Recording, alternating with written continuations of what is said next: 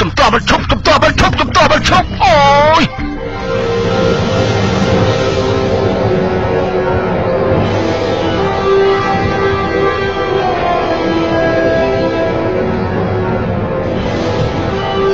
នាងមនុស្សនោះប្រកាសជាដូនថាមែនហីប្រកាសហើយណាព្រះពរ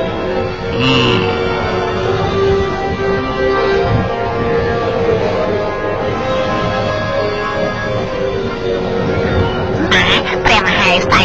មើលទៅខាងក្រោមនោះទៅមនុស្សសំណាងហើយព្រះមេចេញមកលើកនេះមិនខាតជើងទេចុះទៅស៊ីមនុស្សសិនរួចហើយចាំបន្តទៅមុខទៀត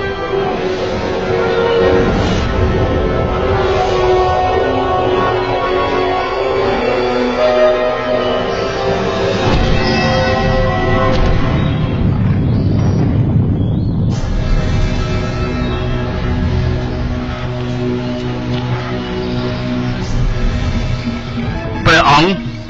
ព្រះមហេសីនេះជាឯងទេហ៎